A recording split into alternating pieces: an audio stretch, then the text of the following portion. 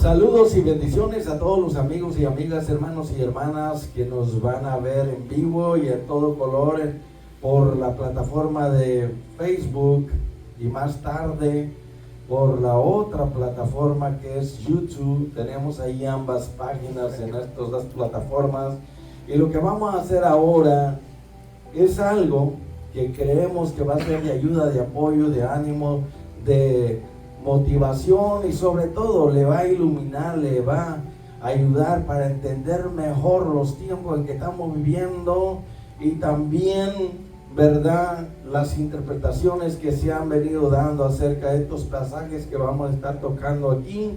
Tomamos como base 1 Tesalonicenses capítulo 4, verso 13 en adelante, y el tema que vamos a estar tratando es acerca del rapto. Porque rapto y arrebatamiento son dos palabras y dos eventos totalmente diferentes. Mientras que rapto, esa palabra no existe en la Biblia, y rapto, algunos creen que va a ocurrir, otros no creen que eso sea una enseñanza bíblica. Mientras que arrebatamiento, eso sí es bíblico y creemos que va a suceder, ¿verdad? Y para esto tengo aquí a mi buen amigo y hermano Rubén Guerra. Y también de este lado, espéreme, lo estoy presentando, hermano. Y de este lado a mi diestra tengo al hermano, al rey Arturo, mi sobrino y hermano en Cristo. Y acá en mi siniestra, en mi izquierda, tenemos al hermano Rubén. Hermano Rubén, salude entonces. Que el Señor les bendiga. Es un privilegio, un gozo, una alegría participar allá, aquí ministrando la palabra de Dios. Vamos a aprender unánimes juntos y abramos nuestra mente, nuestro corazón, para que la palabra entre en nuestra mente y nuestro corazón y se quede allí y la pongamos en práctica. Que el Señor les bendiga. Vamos a gozar, vamos a alegrarnos y siguiendo para adelante y para arriba. Amén. Ahora dejamos a nuestro hermano Arturo que los salude. Bendiciones a todos, amados. Le damos gracias al Señor en esta mañana por poder, que tenemos este privilegio de poder escuchar la palabra del Señor, que es la que nos ayuda a saber, que nos ilumina, que es nuestra luz en nuestro camino. Le damos gracias al Señor, y en esta mañana veremos que este mensaje les abra su mente a otra dimensión, para que los pueda sacar de la oscuridad y traerlos a la luz admirable de Jesucristo. Toda la gloria es para Él, y esperamos que se gocen así como nosotros nos gozamos aquí. Gloria a Dios.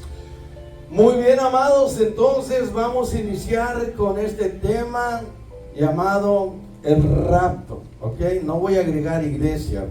Lo que queremos es arrojar luz de acuerdo a lo que nosotros entendemos y conocemos. Queremos compartir con ustedes, no somos dogmáticos, sencillamente que San Juan 5:39, Jesucristo dijo: escudriñen, examinen minuciosamente las escrituras para que sepan quién soy yo, de dónde vengo, qué estoy haciendo y a dónde voy a ir y qué es lo que voy a hacer. Entonces la escritura nos habla del personaje más importante en toda la Biblia, que es Jesucristo, el Hijo del Dios viviente. Ellas dan testimonio, y por lo tanto, por eso debemos de examinarlas minuciosamente, escudriñarlas, estudiarlas, quemarnos las pestañas, estudiar la palabra en ayuno y oración, para que el Espíritu Santo nos ilumine, nos dé revelación en la palabra. Y como dijo Pedrito, ¿verdad?, que la palabra profética que fue dada por inspiración del Espíritu Santo a más de 40 hombres en la Biblia, hombres santos, ¿verdad? Esta palabra profética es como una antorcha que alumbra en lugar oscuro, o sea, que disipa la duda, la confusión. Y es lo que estamos haciendo aquí, como dijo Pablo, examinándolo todo, reteniendo lo bueno y lo demás hágalo a un lado. Usted escuche la enseñanza, y así como usted mastica primero, y si está rica la comida, pues se la come, y si no, la escupe, ¿verdad?, o la echa para afuera. De igual manera, Dios nos dice que tenemos que examinar, ¿verdad?, todo. y no decir amén a todo. Y una vez que comprobemos que la enseñanza, el mensaje que se nos da tiene base bíblica, pues entonces hay que aceptarlo. Pero también hay otro punto muy importante, Rubén, que no es solamente leer, hermano Arturo, y no es solamente escudriñar, examinar, estudiar, sino también hay que ser justos en el sentido de buscar interpretar la Biblia correctamente. Porque así como Satanás le citó la Biblia a Jesús tratando de engañarlo, pero no pudo, así muchos, ¿verdad?, citan la palabra de Dios y la enseñan y la interpretan erróneamente, ¿verdad? Y ahí es donde nacen las sectas, nacen las falsas doctrinas, y tenemos que tener sumo cuidado con eso, hermano. El error, la falla, no está en la palabra. La palabra de Dios es lámpara que alumbra, es perfecta, ¿ok? Los hombres justos, inspirados por el Espíritu Santo, hablaron sin error alguno. El problema está en interpretar la Escritura, ¿ok? Porque si se interpreta con una mente natural, carnal, ¿verdad? Entonces ahí hay riesgo de malinterpretar la palabra de Dios. Pero tenemos aquí una regla, que cuando usted va a interpretar un pasaje o versículo de la Biblia y contradice otro pasaje, tenga en cuenta que entonces la interpretación no es correcta. Cuando va a interpretar un pasaje de la Biblia, asegúrese que no va a contradecir, ¿verdad?, otro pasaje de la Biblia, y nos vamos a codear cuando ustedes vean que, hermano, ahora déjame hablar. Pues vamos a estar hablando, ¿cuál va a ser el tema? Acerca de esa doctrina, escuchen, del rapto. Yo no dije que es bíblica, dije que es una doctrina que, bueno, vamos a dar los orígenes, vamos a explicar dónde comenzó y cómo ha venido evolucionando, ¿verdad? Así que, ¿cuál va a ser el tema? El rapto. Del rapto. Pero no agregue iglesia, rapto, nada más, déjenlo ahí, amén. Amén. Y vamos a hacer una comparación entre rapto, si es bíblico, y arrebatamiento, que sí es bíblico. Adelante, Rubén, díganos algo. Vamos a ir llenándolo despacio. Si usted tiene algo que decir, no me levante el pie, levánteme la mano. Por favor. Amén. Y si va a comentar, sea breve. Si va a preguntar, haga sus preguntas y no espere hasta que ya terminemos. Adelante, Rubén. Amén. Son dos palabras diferentes, ¿verdad? Si usted se da cuenta por medio de la Escritura, claramente nos basamos a lo que está escrito, no a inventar o a practicar a alguien que ha dicho algo que no es cierto, que no está escrito. Siempre la base principal de todo es la Escritura. Si nosotros tenemos una base para refutar todos los argumentos de otra doctrina, de lo que está escrito, nosotros con una base firme tenemos que refutar, o sea, los argumentos de otras personas, de otras doctrinas. Como estamos hablando que esta es del rapto, pero en ninguna parte de la Biblia se encuentra esa palabra, sino que lo que se encuentra es arrebatamiento. No me mires así, Rubén, me asustas. Hermano Arturo. Sí, esa doctrina del rapto, yo sé que todos aquí la han escuchado, ¿verdad? Pueden levantar las manos los que la hayan escuchado. Que levante la mano los que la han escuchado por las redes sociales, hermano. Es algo muy popular, que llega hasta el extenso de que mucha gente estudiada, doctores de la ley, hablan y dicen eso del rapto. Ellos ya han sido también engañados con ese tipo de doctrina, y así la van pasando de generación en generación en generación. Sí, ahorita vamos a hablar de cuando esto fue introducido a la iglesia, y desde ese tiempo ha llegado hasta este punto. Y ahorita, últimamente en las redes sociales, se ha hecho algo muy popular, que mucha gente cree que el rapto va a ocurrir, y mucha gente, como en tiempos antiguos, han vendido sus cosas, sus propiedades, porque dicen, ya no necesito mi dinero, ¿para qué? Si voy para el cielo, se lo voy a dar a la otra gente que se va a quedar aquí. Pero sabemos que eso es mentira, porque nadie sabe la hora, el tiempo, ni nada, solamente Dios es el único soberano que sabe cuándo va a venir por nosotros. Amén. Tenemos grandes, sí, Jeremías, díganos. Sí, hermano, yo lo que... Hable fuerte para que se grabe. Pastor, yo lo que quiero saber es cuál es la diferencia de la palabra el rapto y arrebatamiento, que si nos puede explicar si es momento o después nos va. Claro que sí. Rapto habla de arrebatar con violencia, la fuerza, como raptar a una persona, como secuestrarla, ¿entiende? Y Cristo no haría nunca eso, mientras que arrebatamiento tiene que ver con levantar algo y elevarlo y llevarlo hacia una dimensión, ¿ok? Que eso es lo que Cristo va a hacer cuando Él venga. Va a arrebatar, a levantar a su pueblo, a su iglesia. ¿Quedó explicada? La pregunta, digan amén o digan ay, pero digan algo, por favor. Ok, tengan en cuenta algo muy importante, que estamos hablando de un tema escatológico. La escatología tiene que ver con la doctrina de las últimas cosas, del futuro. Y hay grandes y muy respetados escatólogos y escatólogos, ¿ok? Quiere decir, yo mis respetos para ellos, tanto maestros, evangelistas y pastores y escatólogos y teólogos, mi respeto para ellos, son muy famosos, han escrito libros, hermano, y tienen conocimiento profundo, pero a veces uno no se explica, ¿verdad? ¿Por qué es que fallan en ciertas interpretaciones de la Biblia? El problema está en la interpretación. Y como dijo el hermano Arturo, cuando alguien comienza a interpretar un pasaje y los demás como loros van repitiendo lo mismo, ¿verdad? Hemos dicho que los adventistas no fueron más allá, se quedaron con los escritos de George Miller y también con Elena G. de White. Los testigos de Jehová no fueron más allá, se quedaron con los escritos de Carl Russell.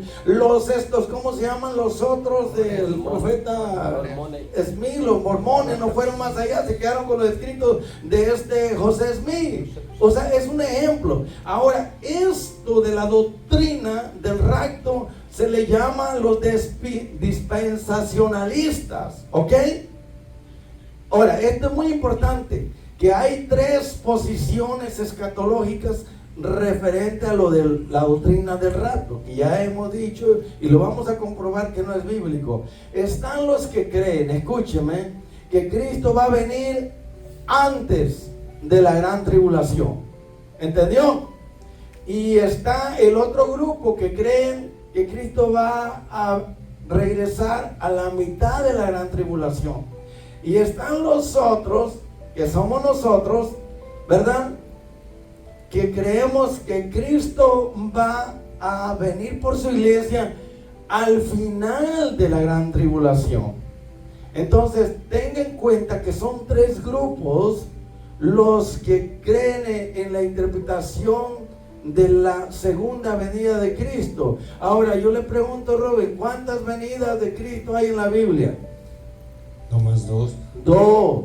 Algunos dicen que hay 3, otros dicen que hay 5. Y bueno, en fin, malas interpretaciones.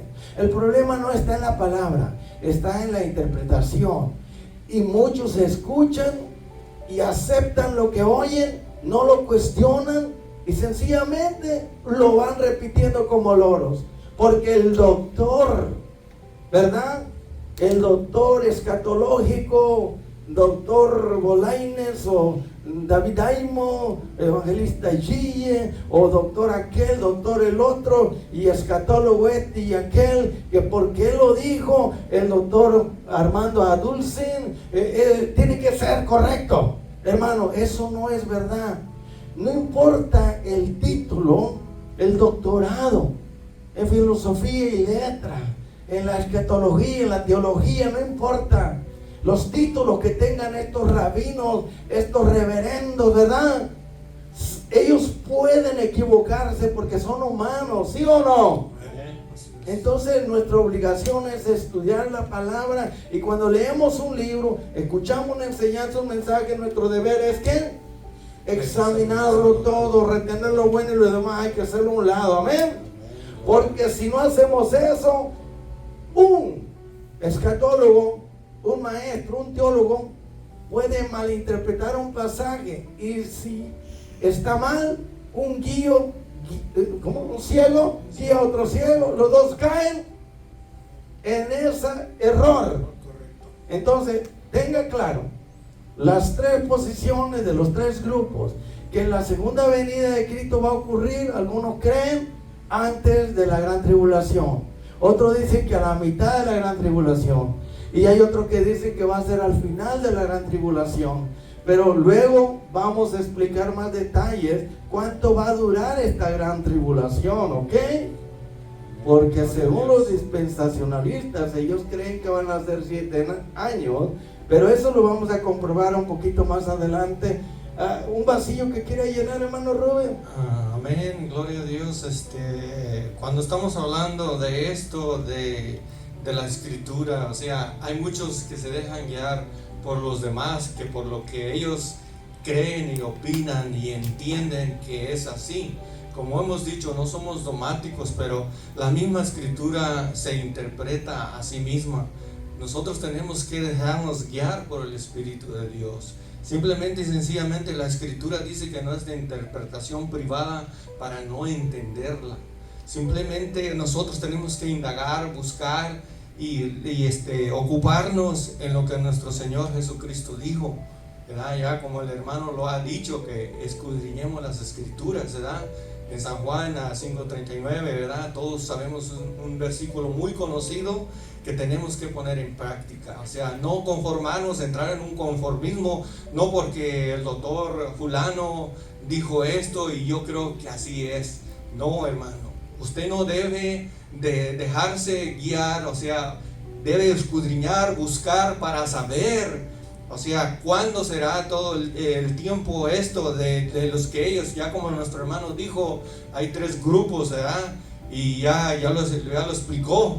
Pues nosotros los que nos resta es indagar, buscar, consagrar nuestra vida, porque sabemos que la escritura es muy clara, sino que hay que ocuparnos en ella. Amén. Dijo una palabra muy importante que Pedro la mencionó, ¿verdad? Que hay algunas epístolas para que se rían, hombre. Hay algunas epístolas del apóstol Pablo que son difíciles de entender, ¿verdad? Pero los no instruidos, los indoctos, las tuercen para su propia condenación. ¿Escuchó lo que dije? Lo que dijo Pablo. Pero Pedro también dijo algo más. Él dijo que la escritura no es de interpretación privada.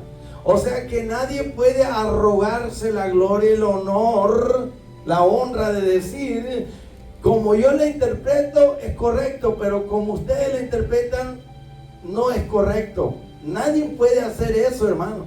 Ya dijo el hermano que la escritura se interpreta a sí misma. Por eso le dije al principio, cuando vas a interpretar un pasaje de la Biblia que contradice otro pasaje, tienes que darte cuenta que estás interpretando mal la palabra de Dios. Y interpretar la escritura no es privadamente. O sea, el hermano no puede comenzar a discutir y pelear conmigo y llegar a los trancazos, ¿verdad? Sencillamente porque no estoy de acuerdo con su interpretación. Lo que yo puedo hacer es debatir con él y refutar sus argumentos usando la palabra de Dios y decirle, mire hermano, si interpretamos la palabra de esta manera, mira, está contradiciendo otra parte adelante. Sí, yo sé que muchos venimos a la iglesia, escuchamos la palabra del Señor. Lo correcto siempre es que cada uno, que a lo que escuche, tiene que leerlo por sí mismo. Si va a un lugar y usted escucha algo, así es como nos damos cuenta si están predicando sana doctrina o no. Si usted lo lee en la palabra y está en concordancia con lo que usted está escuchando, está en lo correcto, ¿verdad? Por eso es que nosotros siempre tenemos que ir con un corazón contrito, humillado, como dijo el pastor ahorita. Cuando uno quiere leer y debatir y decir, ¿sabes qué? Yo no creo que lo que tú me estás diciendo. Hay que sentarnos, hay que tener una debate para que tú me enseñes por qué tú crees así. Y si la palabra es así que nos dice a los dos, está bien. Pero hay mucha gente que dice, como dijo ahorita, no, como yo dije, así es y así me aferro. Y por eso es que ahorita en este mundo hay más de 2000 religiones. bastantes religiones. Y sabemos que la única verdad, verdadera, absoluta verdad, es Jesucristo. Y esta es su palabra.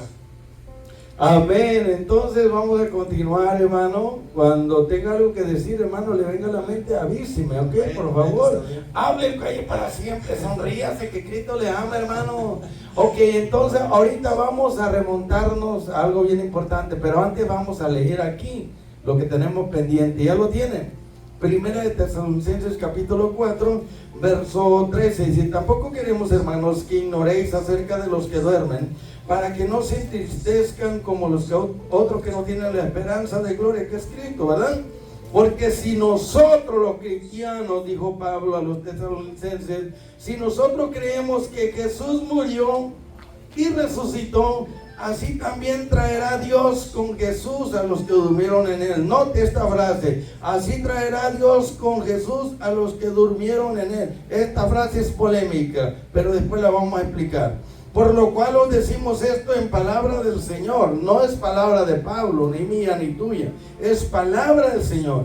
Que nosotros que vivimos, que habremos quedado, ¿hasta cuándo? Hasta la segunda venida de Cristo, el Señor. Dice, no nos adelantaremos, no precederemos a los que durmieron. O sea, que no nos iremos primero, sino los muertos primero resucitan y se van, y después nosotros vamos a ser transformados. Amén. Porque el Señor mismo con voz de mando, escuche, esto habla de mucho ruido, y no creemos en ese rapto secreto, silencioso, en esa venida, como dicen los testigos de Jehová, que Jesús vino en espíritu, por eso nadie lo puede ver. Es mentira del diablo. Porque el Señor mismo con voz de mando, escuche, una voz de mando con autoridad, y va a agregar, con voz de arcángel. ¿Cómo hablará un arcángel, hermano? Una voz como de trueno. Y añade, y con trompeta de Dios. Quiere decir que va a hacer mucho ruido todo eso. Va a descender del cielo. Aquí no hay nada en silencio, nada secreto, nada oscuro. Dice, y los muertos en Cristo, ellos llevan la delantera. Son los primeros que van a resucitar. Amén. Amén. Luego nosotros, los que vivimos cuando Cristo venga, los que hayamos quedado, seremos transformados en un abrir y cerrar de ojos. 1 Corintios capítulo 15, después lo lee.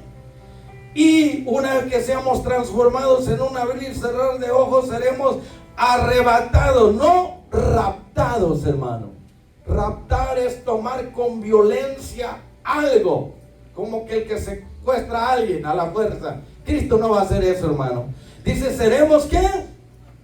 Arrebatados, hermano, juntamente con ellos, con los que resucitaron primero y con los que fueron transformados, juntos nos vamos a elevar. ¿Hasta dónde? ¿Vamos a ir al cielo?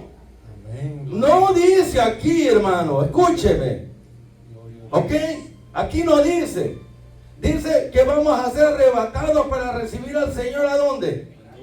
Entonces Jesús no va a bajar en ese momento directamente a la tierra. Él se queda en los aires, manda a los ángeles para llevarse a sus santos, y que nos vamos a reunir con Él en los aires. No dice que nos va a llevar al cielo en ese momento. No, hermano, léalo bien. Así estaremos siempre con el Señor. Luego va a seguir otro proceso, ¿ok? Pero bueno, ahora sí, llega el momento. Si tiene palabras, me avisa, usted también. Vamos a ir, hermano.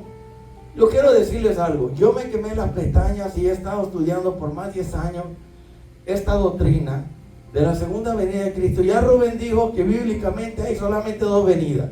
Cristo vino primero para, como cordero, montado en un burrito, para dar su vida, para morir. Y en su segunda venida, Él ya no viene montado en un burrito, viene montado en un caballo blanco, con un ejército. Y Él ya no viene con relación con el pecado, no viene a morir por nadie. Él viene a juzgar a los vivos y a los muertos. Él viene a levantar, a arrebatar a su iglesia. ¿Entiende eso? Esto es muy importante. Y yo me quemé las pestañas. Y ya llevo más de 10 años que yo dejé la doctrina del rapto. Porque yo era dispensacionalista, hermano. Pero nada me cuadraba. Y eso me llevó al estudio minucioso para poder salir de esta patraña, de esta falsa interpretación. Que esta doctrina, hermano, hay muchos doctores, ¿verdad? Escatólogos, que yo respeto mucho. Quiero decirle que porque usted crea en el rapto, usted no se va a perder. No estamos hablando que esto tiene que ver con la condenación. Tiene que ver con un chasco, con una disolución, porque es una falsa interpretación. Pero tengan claro que muchos dicen, no, que los apóstoles hablaron de rapto. Es falso, hermano. Que los padres de la iglesia hablaron de rapto. Es falso. Que los reformadores hablaron de rapto. Es falso. ¿Sabe por qué? Porque yo me tomé mis años, mi tiempo para escudriñar, para examinar, para leer, para meditar sobre ¿qué? La historia de la iglesia, hermano. Y la historia verdadera y real de la iglesia nos afirma. No fue la iglesia primitiva la que habló del rapto ni los discípulos. Ellos dijeron, así como ven a Jesús que se va visiblemente, así visiblemente va a regresar, hermano. Entonces es mentira que ellos enseñaron la doctrina del rapto, hermano. Y luego vamos a seguir la historia de la iglesia con los padres de la iglesia. Puedo mencionar a todos ellos. Y después vienen los reformadores. Y puedo mencionar a muchos reformadores. Ninguno de ellos habló de esa doctrina del rapto. ¿Y qué pasó entonces?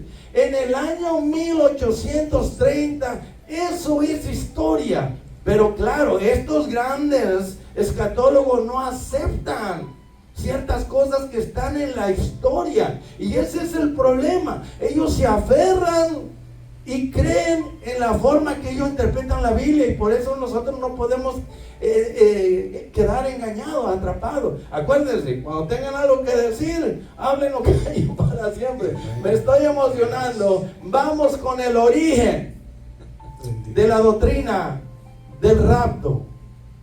Ahora, si usted no me cree, ahí están las redes sociales, ahí está Google, ahí está la historia, para que por usted mismo usted busque el origen de todas estas cosas y no sea engañado por nadie, hermano. Amén, así es.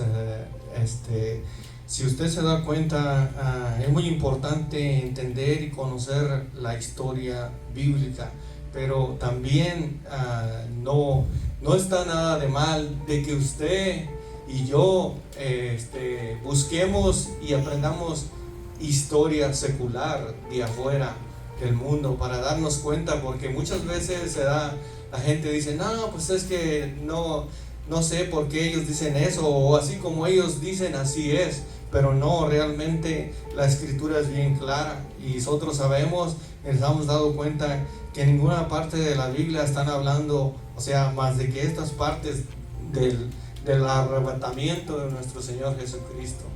Ya hemos hablado, el pastor ha hablado, ¿verdad? Arrebatamiento y rapto son dos cosas muy diferentes. Hay que entender y comprender y estudiar profundamente, porque realmente este tema es muy debatiente, o sea, se debate mucho por las redes sociales.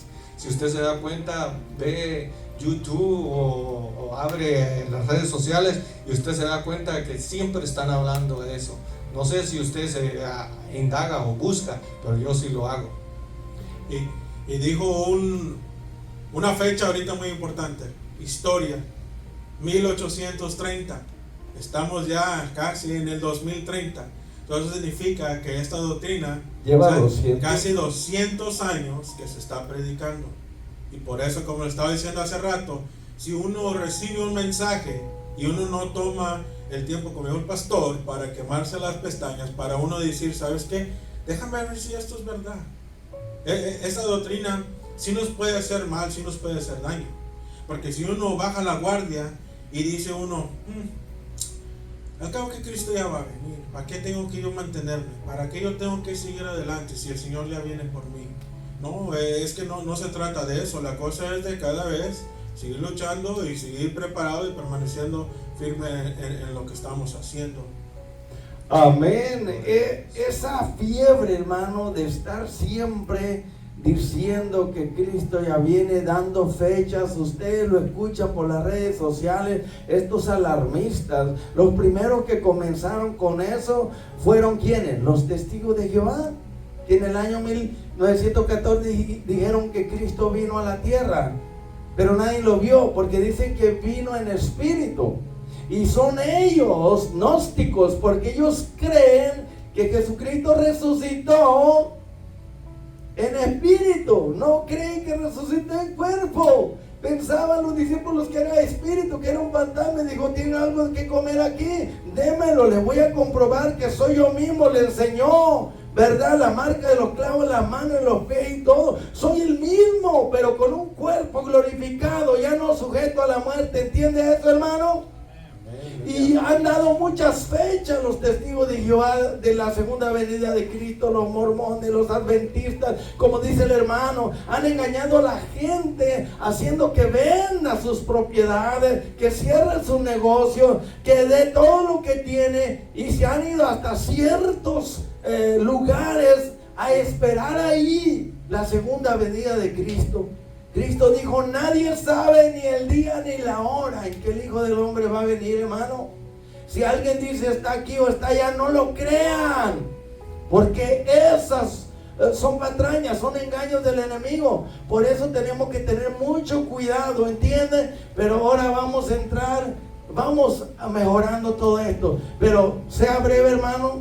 Dígame qué es lo que tiene, hermano Jeremiah. Vamos a hacer un pequeño paréntesis. Pregunta, comentario. Mi pregunta es, ¿estará relacionado como la palabra de las 10 vírgenes con la venida del Señor?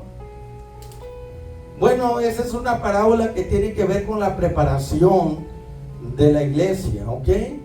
Que cuando Cristo venga, muchos, como las 5 vírgenes insensatas, no van a estar listos, no van a estar preparados, ¿verdad? Por eso dice que en aquel día estarán 2 en una cama, ¿verdad que sí, hermano Enrique?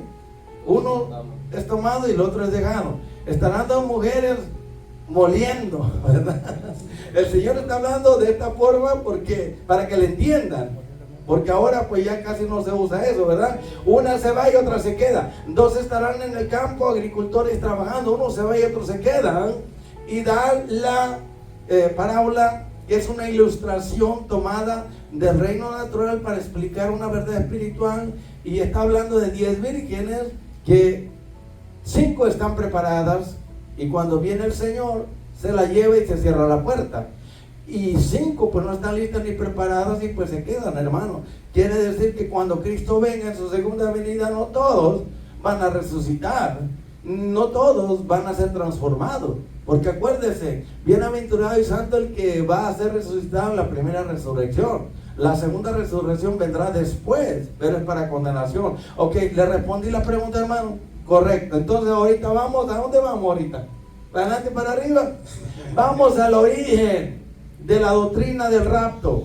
Yo le digo a todos mis hermanos, los amo profundamente, a todos los que nos van a ver por YouTube y también por Facebook, que no tenemos nada en contra de usted, que le han enseñado así, usted ha creído eso. Pero le voy a decir, no porque usted cree en el rapto quiere decir que va a ser condenado o que se va a ir con el Señor. No, es solamente una interpretación que se le ha dado a la palabra de Dios, que sabemos por otras escrituras que no compagina, no armoniza, que no concuerda, y por eso nos damos cuenta que es una mala interpretación. Ahora vamos a ir al origen de esta doctrina, que tiene aproximadamente 200 años, porque en el 1830, mire, escuche, ¿dónde comenzó?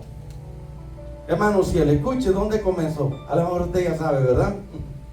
Comenzó allá en Europa, en Escocia. Había un culto buenísimo, una manifestación, dizque del Espíritu Santo, de estos que brincan y saltan y se levanta uno y comienza a profetizar, y otro a cantar, y otro así dice el Señor. Pues déjeme decirle, antes, alguien que me abra la Biblia ahí en 2 de Tesalonicenses, ¿ok? Le voy a hablar de esta muchachita. ¿Cómo se llama esa muchachita, hermano? Que estaba en el culto, en fuego. No. Ella, su nombre era Margaret McDonald. Así lo dice la historia. Estaba en pleno culto y dice que vino el Espíritu sobre ella y comenzó a profetizar. ¿Y sabe qué dijo en esa profecía? Eso está escrito en la historia. Quien niegue eso es porque realmente no cree entonces lo que está en la historia, pero sí cree en su interpretación. Y eso es ser dogmático, es ser cerrado, no dar lugar a que otro, ¿verdad?, que puso por escrito la historia. Oye, si nos hablan de la historia de Cristo, nadie la puede negar porque fue un personaje histórico que existió. Tenemos una tierra donde Él vino, los milagros, lo que Él hizo. Tenemos a más de 500 personas que pueden probar, historiadores dignos de confianza, de que existió el personaje Jesús de Nazaret, hermano. Con la historia usted no puede jugar, escatólogo, maestro, predicador, evangelista. No importa los títulos que tengas, o ser rabino, reverendo, reventado, no importa. Pero esta jovencita, ¿alguien buscó ya esa cita? Bendito Dios. Según de Tesalonicenses capítulo 2, verso 1 dice, con respecto, escuche la advertencia que Pablo está hablando, porque vamos a hablar de esta muchachita que no respetaron este pasaje, este reglamento, este principio, lo que está escrito, y se dejaron llevar por las emociones, se dejaron llevar por el engaño del diablo. Dice, pero con respecto a la venida de nuestro Señor Jesucristo y nuestra reunión con Él, le rogamos, hermano, número 1, que no se dejen mover fácilmente de vuestra forma o manera de pensar, o sea, de lo que les hemos enseñado nosotros a ustedes. Ni se conturben, ni se confundan, ni por un mensaje, dice que vino un mensaje del Espíritu, por una profecía, ni por palabra de alguien que expresó, que enseñó y que dijo así es, o por una profecía de alguien, ni por carta como si fuera nuestra, o sea, un escritor que está explicando algo contrario a lo que Pablo dijo, en el sentido de que el día del Señor está cerca. Escuche. Pues resulta que esta hermana, ¿cómo se llama la hermana? La jovencita tenía 14 años. Margaret McDonald. ¿Entiende? En pleno culto, hermano Henry, estaban alabando y glorificando al Señor, y de repente dice que el Espíritu Santo tomó a esta jovencita y dijo, así dice el Señor, Dios me revela que Jesús va a venir en dos fases, dos etapas. Una en secreto, que nadie lo va a ver, y una visiblemente. Mire, si ellos hubieran examinado la escritura, no hubieran caído en esa mentira y en ese engaño. ¿Dónde dice la Biblia que Jesús va a venir 3 veces a la tierra? O que va a venir en 2 fases. ¿Alguien puede comprobar eso? ¿Dónde dice que va a venir en 2 etapas? Una en secreto y una en público, visiblemente. La Biblia solamente dice que cuando Él venga todo ojo le verá. Que cuando Él venga, así como Él se fue, lo miraron, así va a regresar. En ninguna parte de la Biblia dice que va a venir en secreto. Ay, que viene como ladrón. Pero eso no quiere decir en secreto, quiere decir que va a venir de repente. El ladrón no le avisa cuando va a robar su casa, pero no quiere decir que va a venir invisiblemente. No es fantasma, no es espíritu. Y como ellos, los de la iglesia allí, el pastor y todos los miembros, no examinaron ese mensaje, esa profecía de esta jovencita que dice que la tomó el Espíritu. Por eso, hermano, cuando hay una manifestación en una iglesia, o cuando el predicador está predicando, enseñando, o se levanta una profetisa, un disque profeta, ¿verdad? Hay que oírlos, pero hay que examinar lo que ellos están hablando para ver si va de acuerdo a la palabra de Dios o no. Y no respetaron eso. Y fallaron. ¿Y qué pasó? Después de este testimonio de esta joven, había alguien ahí que lo guardó. John Darwin. John Darwin. Y él lo tomó en serio, como si fuera una profecía, una revelación nueva de la segunda venida de Cristo. ¿Y qué hizo él? Porque era un predicador bien entusiasta como yo, bien fogoso, bien ardiente, pero se dejó llevar por las emociones. Él creyó esa profecía y comenzó a propagarla. De Escocia se va a Inglaterra ese mensaje, esa profecía. De Inglaterra, John Darwin la trae aquí a Estados Unidos. Y ya cuando llega a Estados Unidos, alguien más escucha acerca de esas dos fases de la segunda venida de Cristo, de esas dos etapas, hermano. Le estoy dando una probadita, lo vamos a dejar aquí con el que sigue en Estados Unidos. ¿Alguien quiere decir algo, hermano? Bendito Dios, aleluya. Me emocioné, adelante, hermano. Hermano, hay que anotar así lo que dice el apóstol Pablo aquí en esta carta, que dice, ni por espíritu, dice, ni por palabra, ni por carta. Note lo que está hablando la escritura. Muchas veces en las iglesias de hoy en día se mueve un espíritu, pero si usted examina las cosas y examina la escritura, usted se va a dar cuenta que no es el Espíritu Santo que se está moviendo. Muchas veces es otro espíritu o el espíritu del ser humano.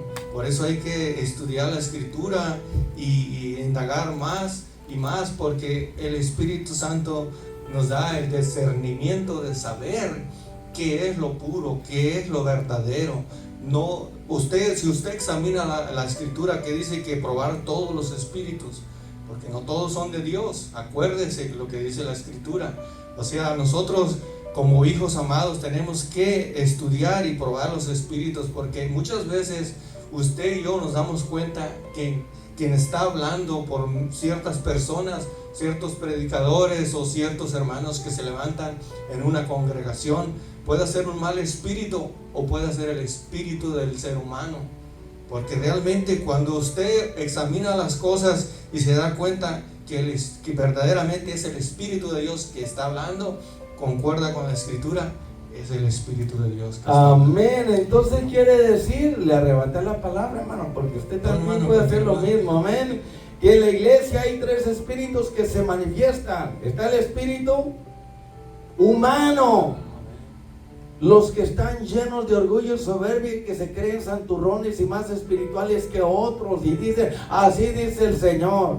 ¿A poco usted no ha escuchado la doctrina maldita de la prosperidad? Para que usted se dé cuenta, es una doctrina maléfica, satánica, no es bíblica.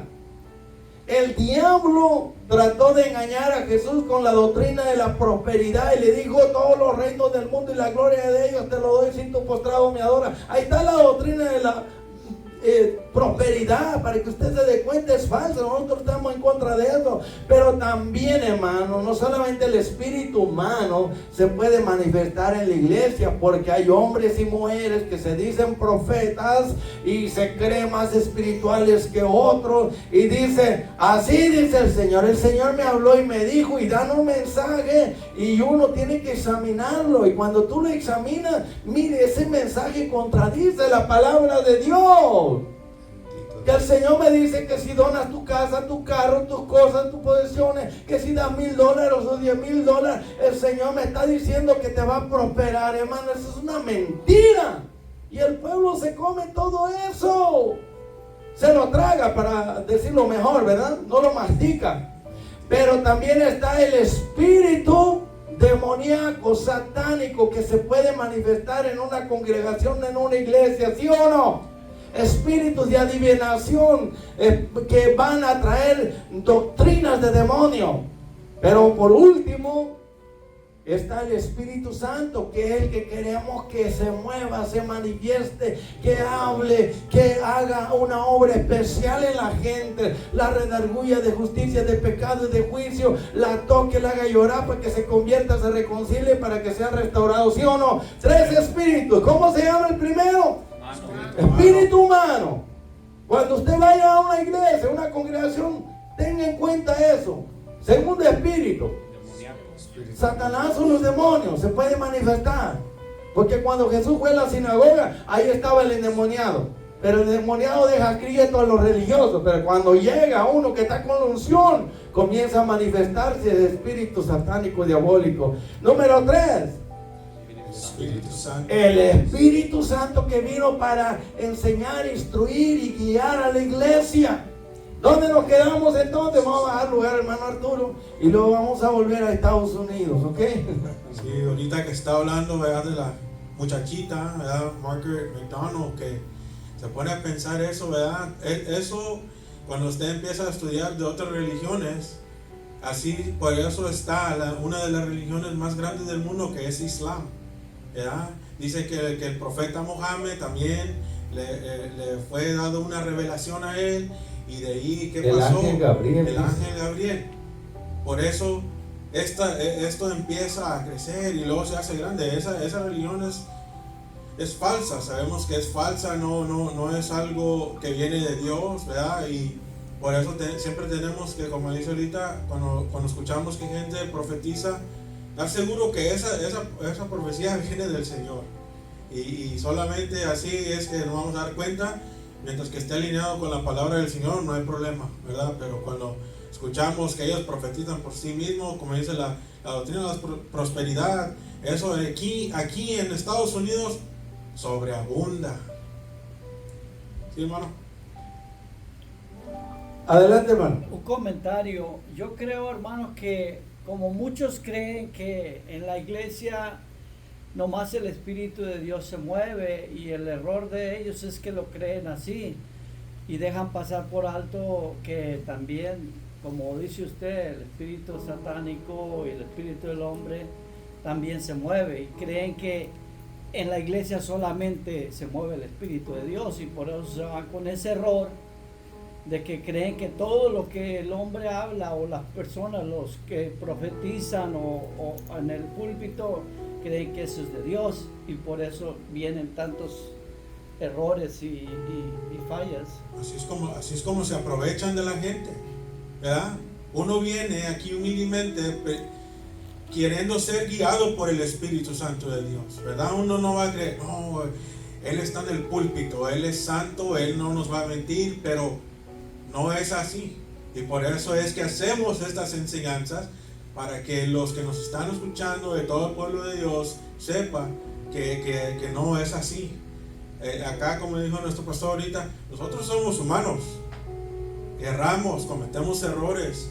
Nosotros también, si cometemos errores, como dice usted, está escuchando la palabra y dice, wow, eso no me escucha bien, y uno puede pedir y decir, o después de la predicación, hablar con la persona que estaba dando la prédica y decir, ¿sabe que yo creo que estaba mal instruyendo al camino del Señor a su pueblo?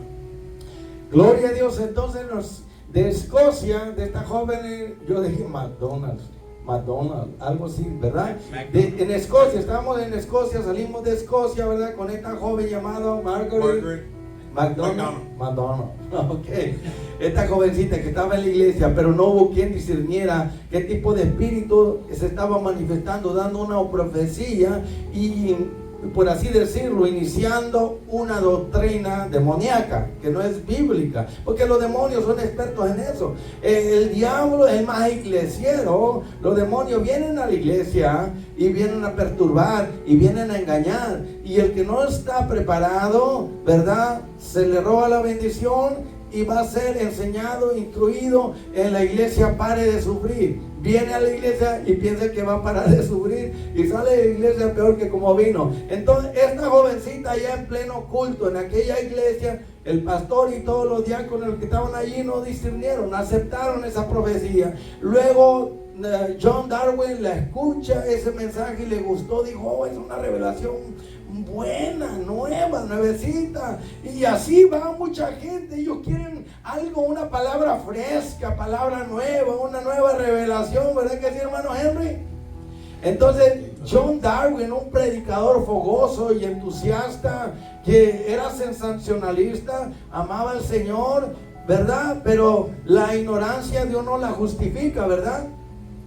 Tienen buenas intenciones, pero creer en una mentira, hermano, es muy peligroso.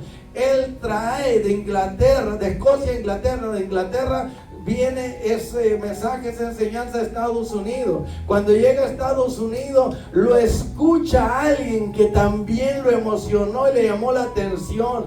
¿Y tiene idea quién fue ese hombre que lo escuchó a John Darby? ¿Alguien sabe, hermano?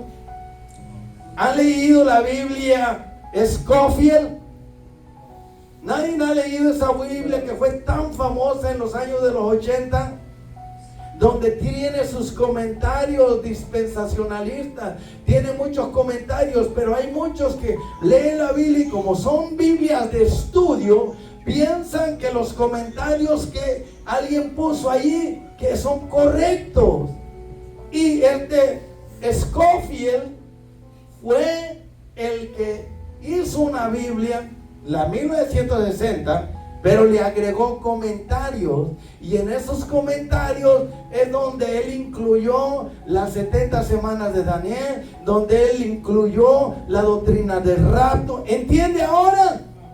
Miles de cristianos compraron esa Biblia de estudio Scofield. Si no la ha comprado, cómprela para que usted vea que lo que le estoy diciendo es la verdad. Y después de Scofield, luego Dr. Moody, un gran evangelista, lo escuchó y lo aceptó esa enseñanza. Y después de ello, muchísimos otros, hermanos. Y estamos hablando que esta falsa doctrina corrió como pólvora. Con esos comentarios de la Biblia de Scofield, que él era un dispensacionalista, porque eso es lo que le trajeron de Escocia, Inglaterra, de Inglaterra a Estados Unidos, y aquí los estadounidenses, los cristianos aceptaron, y autores de libros, grandes escritores, plasmaron esa doctrina en sus escritos, y se hizo muy famosa la doctrina del rapto. Y luego se hicieron, ¿qué serie hicieron, hermano, basada en el rapto? ¿Cómo se llama la serie? La película se llama Left Behind. Left Behind. ¿Y qué quiere decir eso? Los dejados atrás. Quiere decir que nada más los super espirituales, los santurrones, los que tienen más espiritualidad, se van a ir en el rapto cuando Jesús venga, pero que no se va a ver, va a ser un secreto y va a causar desastres en aviones, en barcos, en carros. Hermano, todo esa disparatada es falso, hermano. Pero hicieron esa serie, ¿verdad? ¿Y cómo pegó esa serie? Y la hicieron. Está la serie, el libro, yo me lo leí todo, porque cuando era dispensacionalista yo creía esa basura, creía esa falsedad, es una doctrina falsa.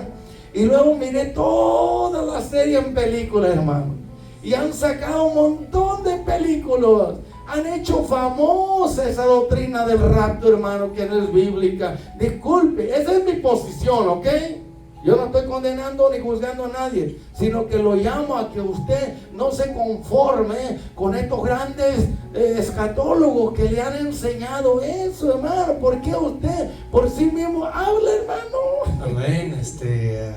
Es cierto, hermano, esa doctrina pegó mucho en los 80s y los 90s, yo me acuerdo bien claramente.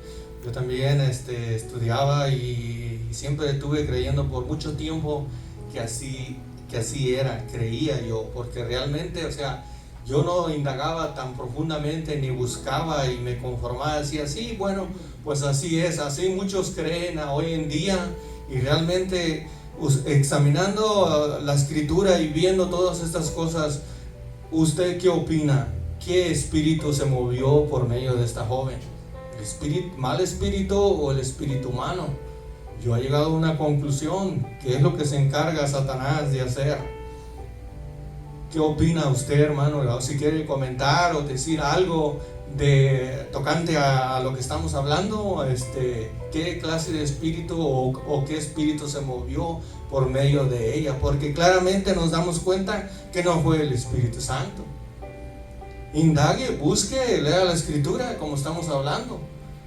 Realmente yo creo firmemente que fue un mal espíritu en ella hablando, porque realmente usted se da cuenta cuando lee la escritura. Aquí dice el apóstol Juan, dice, amados, dice, no creáis a todo espíritu, dice, sino probar los espíritus, si son de Dios, porque muchos falsos profetas han salido por el mundo, dice. Y abajo en el capítulo 4 de Primera de Juan lo dice.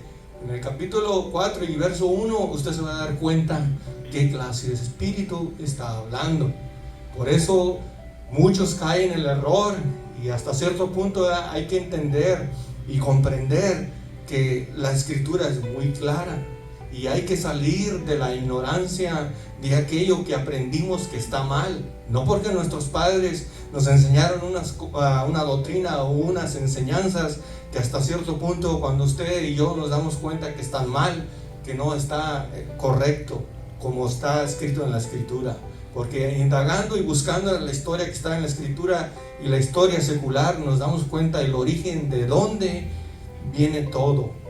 Así que hay que examinarlo todo y retener lo bueno y desechar lo malo. No tenemos en contra nada de aquellos hermanos, simplemente y sencillamente que el Señor los bendiga, y hay que buscar y indagar más y afirmarnos cada día más. Amén. Yo les sugiero a todos aquellos que estaban como yo, porque yo por mucho tiempo desde que me convertí me enseñaron eso y yo creía eso, hermano, pero algo no cuadraba en mí. El espíritu me inquietaba, y eso me llevó a estudiar y a estudiar no solamente la escritura, también libros de grandes escatólogos, pero que interpretan la Biblia de una manera más ajustable o en armonía con la palabra de Dios. Yo les digo a ellos, porque yo tenía mis ídolos. Los ídolos tienen que ver con evangelistas, maestros, pastores, predicadores, autores de libros y escatólogos, que eran mis ídolos favoritos, y yo no quería dejar esa doctrina, que incluso y yo pertenecía al concilio de la Iglesia de Dios, de la Asamblea de Dios, y otro concilio que creen en eso, hermano, grandes personajes, y yo los tenía como ídolos, y decía, no, yo ciegamente confío que ellos están en la verdad. ¿Puedo mencionar los nombres? Yo fui seguidor y muy apegado a la doctrina de David Diamond, de Armando Adulcín. Los tenía como ídolos. También a Antonio Balaine, ya lo mencioné, ¿verdad? Aún José Irión cree en eso, pero yo no estoy diciendo que ellos se van a condenar por eso, sino que ojalá que ellos abran los ojos y se den cuenta de que han interpretado mal la Biblia. ¿Por qué digo esto? Porque contradice otros pasajes. Dejemos esos ídolos como yo los tenía, yo los hice a un lado, y en lugar de seguir creyendo sus escritos, sus mensajes, sus enseñanzas que ellos me habían enseñado, ¿qué hice yo? Dije, no, aquí yo tengo que, por mi propia cuenta, como maestro, como predicador, como no apóstol, no, ni profeta, no, sino maestro, pastor y estudioso de la palabra de Dios, tengo que escudriñar la escritura por mí mismo para ser como un cristiano de Berea, que no se conformaban con lo que Pablo les decía, sino que iban a la escritura para ver si lo que Pablo decía era verdad. Y tenemos que tomar la actitud del etíope cuando Felipe le dice, pero ¿entiendes lo que lees? ¿Y cómo voy a entender si no hay quien me lo explique? Y a veces viene alguien que le explica mal la palabra de Dios y los guían por mal camino. Me va a disculpar, hermano, le voy a dar unos segunditos que diga algo para llenar los espacios, ¿ok? Porque luego ya voy a continuar con algo más grueso, dicen por ahí. Amén, gloria a Dios. Como dijo el pastor, ¿verdad? Que esto que estamos escuchando en el rapto no es algo que tiene que ver con nuestra salvación, esa parte, ¿verdad? Pero aún así es muy importante, ¿verdad? Cuando uno va a una destinación, tiene un mapa. Un destino. El destino, ¿verdad? El destino, él usa el mapa para llegar a ese destino, ¿verdad? Así es la palabra de nuestro Señor Jesucristo, ¿verdad? Esa es la que nos va a ayudar cuando esos tiempos difíciles que vengan a nuestra vida. Si nosotros somos la generación que vamos a ver la gran tribulación, nosotros vamos a estar más a raíz con la palabra de nuestro Dios para no ser engañados, ¿verdad? Porque ahorita ya sabemos que estamos en los últimos días. Cuando leemos todo esto, simplemente esto es información para nosotros poder tener un mejor entendimiento de la venida de nuestro Señor Jesucristo. Amén, hermano. Entonces vamos a continuar teniendo en mente que estamos hablando sobre la doctrina del rapto y estamos usando la escritura para comprobar que tal doctrina, hermano, no es correcta, no armoniza con otras escrituras. Y ya les dije desde el principio que hay tres grupos, ¿verdad?, que creen en la escatología respecto a la segunda venida de Cristo, que está el grupo que creen que el rapto va a suceder antes de la gran tribulación. Están el otro grupo, el segundo grupo, que dicen que el rapto va a ocurrir a la mitad de la gran tribulación. Y después finalmente está el tercer grupo que dicen que el rapto va a ocurrir a final de la gran tribulación. Ahora, para descartar eso, tenemos la gráfica aquí como lo aprecia. Ojalá que se pueda mirar, por eso le digo que se acerque. Y si no, más tarde lo va a poder mirar en las redes sociales. Quiero llevarlo al libro de Daniel, para que usted se dé cuenta, hermano, que de aquí es donde nace los 7 años de la gran tribulación. De aquí, de esta profecía de las 70 semanas, que a gusto del consumidor, no, a gusto del intérprete, sencillamente dicen que 69 semanas ya se cumplieron, pero que hace falta una semana que se cumpla. Y por gusto propio, ellos ponen o ubican esta última semana, la semana 70, que es la semana 70, y la van a poner en un futuro lejano, hermano. No tienen ninguna autoridad de derecho estos escatólogos para hacer semejante cosa, hermano. Porque esta es una unidad de 7. Y lo que es una unidad usted no lo puede romper. Y si usted rompe una unidad, el cuerpo se dispersa, se debilita, se deforma. Quítese un miembro de su cuerpo y va a ver cómo va a quedar, ¿verdad? O 2 o 3. Esta es una unidad como un cuerpo de profecía. ¿Ya lo tienen? Daniel capítulo 9. Amén. Todo lo tienen, Daniel capítulo 9, y mire lo que dice. Aquí tenemos, ¿verdad?, el decreto del rey Artajerjes en el año 457, ¿verdad? ¿Y qué pasó? Acá lo tenemos abajo, quizás no lo aprecien, no lo miren. Y es cuando el pueblo regresó de Babilonia a Jerusalén para reconstruir el templo, digámoslo así, el segundo templo. ¿Y qué pasó? Bueno, dijo la profecía que en el año 457 iba a comenzar a correr las 70 semanas. Y habla de 3 divisiones, de 49. Y bueno, como lo tiene aquí, ojalá que lo mire, ¿verdad? Pero el punto importante, que ya lo explicamos, a lo que quiero llegar, es que esta profecía comenzó en el año 457 y va a correr a través de la restauración del templo y del regreso de los cautivos en Jerusalén. Y luego va a venir otro periodo largo que va a llegar hasta el bautismo de nuestro Señor Jesucristo en el año 27, donde el Mesías va a ser ungido por el Espíritu Santo, va a ser bautizado en las aguas, hermano. Y a partir de ahí va a restar el último periodo. Está dividido en 3, pero tiene que ver con 70 semanas. Y es lo que dice aquí. Mire lo que dice. Sabe pues el verso 25, y entiende que desde la salida de la orden para restaurar y edificar a Jerusalén hasta el Mesías príncipe habrá 7 semanas y 62 semanas. Dice, se volverá a edificar la plaza y el muro en tiempos angustiosos. Está hablando de la restauración en los días de Esdras y Nehemías. Y después de las 62 semanas se quitará la vida al Mesías. Esto nos lleva ¿a dónde? Al año... Empiezan del 457. Ok. 7 semanas sería el 408. Ok, entonces esto nos va a llevar al año ¿qué? 408. Y luego, ¿qué dice allá? Después siguen las 62 semanas y del año 408 llega hasta el bautismo de Jesús, el año 27, sí. Y a la muerte de Jesús, el año 31 de nuestra era. Y finalmente se termina las 70 semanas en el año 34 después de Cristo, con la muerte de Esteban. Pero vaya mirando bien lo que dice, Y después de las 62 semanas se quitará la vida al Mesías en el año 31 de nuestra era, mas no por sí.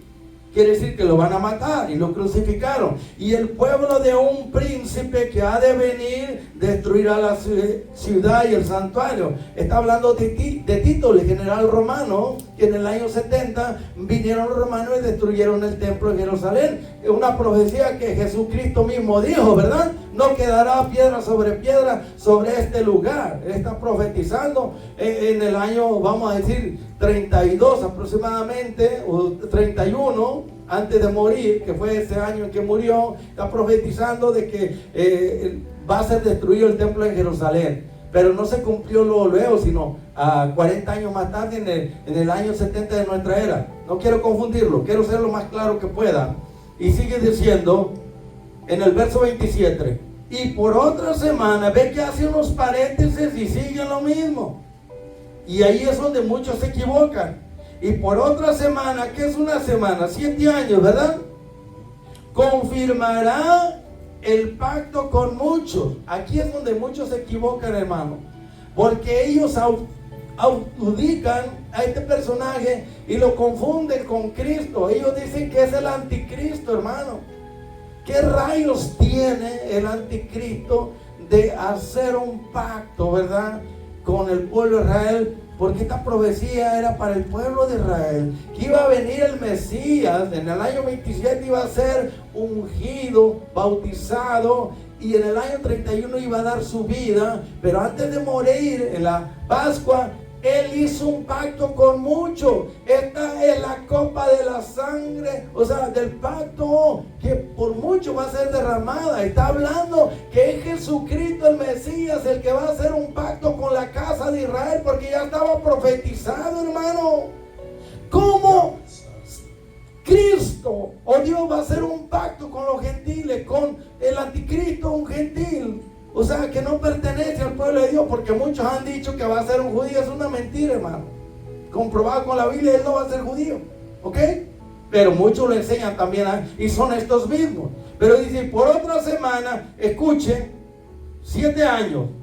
En esa semana, Cristo antes de morir va a confirmar el pacto eterno con su sangre. Y dice con muchos del pueblo de Israel, porque no va a ser efectivo en todos, porque no todos van a creer. Dice, y a la mitad de la semana, de los 7 años, ¿cuánto duró el ministerio de Cristo, hermano? La mayoría de los intérpretes dicen que duró, ¿qué? 3 años y medio. En la mitad de la semana, de los 7 años, el Mesías hará un pacto y se le quitará la vida y dará su vida. Por eso dice, a la mitad de la semana hará cesar el sacrificio, la ofrenda. ¿Qué pasó cuando Cristo murió en la cruz del Calvario? El velo del templo se rasgó de arriba y abajo. ¿Qué estaba diciendo? Él está haciendo cesar el sacrificio y la ofrenda por el pecado, porque el verdadero Cordero de Dios viene y se ofrece como ofrenda fragante, se ofrece como sacrificio por nuestros pecados. ¿Y qué pasa? Dios está hablando, rasgando el velo de arriba abajo, diciendo, la tipología termina aquí. Ahora sigue la realidad que es Cristo, hermano. Por favor, esto no muchos lo entienden. Y eso fue lo que pasó. A partir de la muerte de Cristo delante de Dios, no importaba cuántos sacrificios ofrecieran, sangre de animales. Por eso Dios dio una profecía por medio de Jesucristo y dijo que iba a ser destruido el templo y se iban a acabar los sacrificios. Y en el año 70 ocurrió. ¿Y por qué Dios lo hizo? Porque Él está hablando al pueblo. Ya mandé a mi hijo, derramó su sangre y no creyeron, pues ahora voy a destruir su templo, su santuario y todos los sacrificios, para que se den cuenta que delante de mí los sacrificios, sangre de animales, no tienen efecto, porque ya le mandé a mi hijo, derramó su sangre. Y ahora los que quieran venir a presentarse de mí, ser salvos, tienen que venir a través del sacrificio supremo de Jesucristo, a través de mi Cordero que quita el pecado del mundo, hermano. Gloria a Dios. Wow. Entonces aquí miramos que en la muerte de Cristo cesan los sacrificios por el pecado. Pero faltan 3 años y medio, hermano. ¿Ok? ¿Y qué pasó en esos 3 años y medio?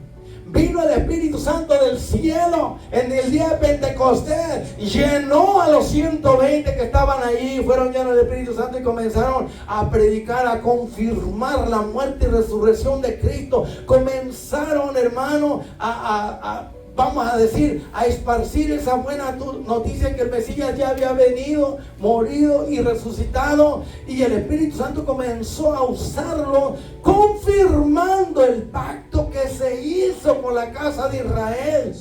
¿Y dónde terminaron los 3 años? ¿A dónde cree usted que se terminaron? Con la muerte de Esteban. Hasta los 7 años de la muerte de Cristo, su ministerio y su muerte, y hasta la muerte de Esteban, usted va a mirar que hay 7 años.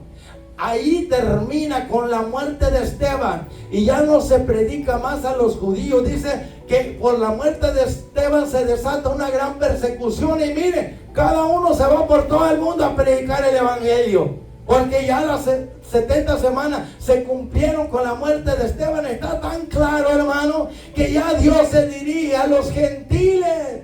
Hay una persecución y todo lo que están en Jerusalén tienen que salir disparados, hermano. Entonces las 70 semanas ya están cumplidas. Pero los dispensacionalistas dicen que la semana del ministerio de Cristo, su muerte y su testimonio por la iglesia por 3 años y medio hasta la muerte de Esteban, dicen que eso no ha ocurrido, pasan por alto todo eso y ponen esos 7 años, esa semana, al final de los tiempos, hermano. Disculpe la extensión. Nos estamos gozando, es muy bueno, muy interesante. Llenen los espacios, hermano. Gloria a Dios.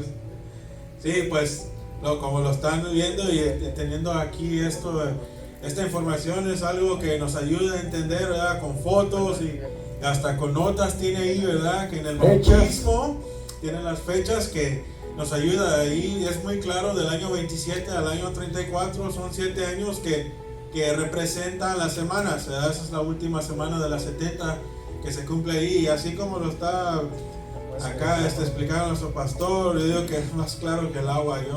Yo no tengo duda ninguna cuando lo lee uno así y lo va desmenuzando y uno lo va alineando con esta línea de tiempo, no se contradice, está muy claro.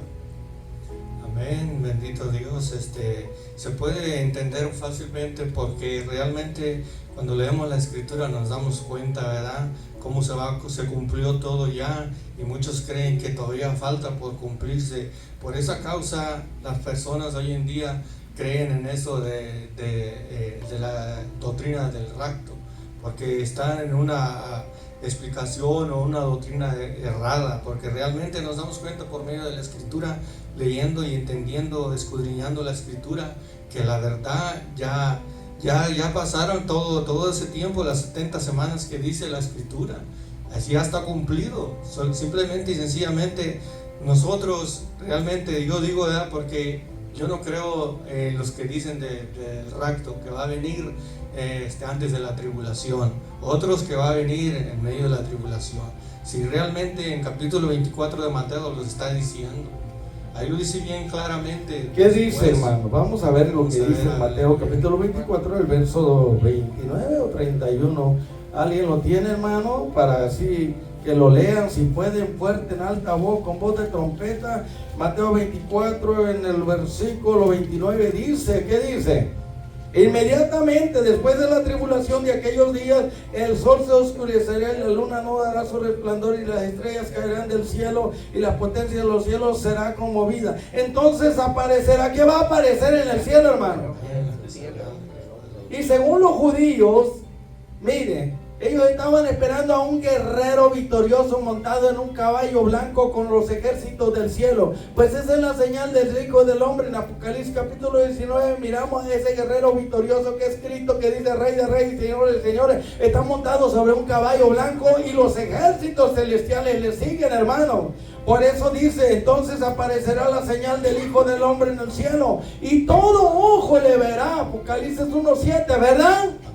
Al final de la gran tribulación dice que va a aparecer Jesucristo en los aires y todo ojo le va a mirar, y Él viene montado en un caballo blanco y los ejércitos de ángeles. No son los santos cristianos, hermano, son los ángeles. Yo vendré en la gloria de mi Padre con sus santos ángeles. ¿Está claro?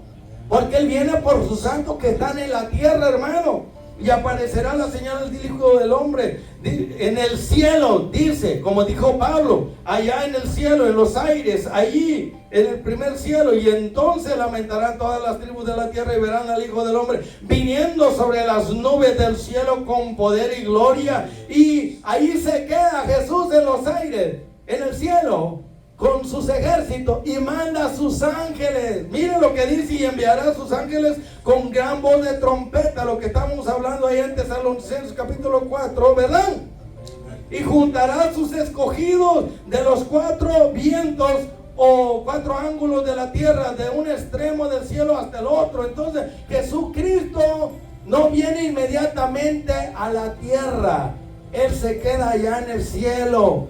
Puede ser el segundo o el primer cielo, no importa, pero se queda allá y manda a sus ángeles a levantar a los escogidos. Los muertos resucitan y los vivos son transformados, y todos se van a reunirse con el Señor en los aires, porque el Señor va a levantar a su pueblo, pero luego tiene un trabajo que hacer.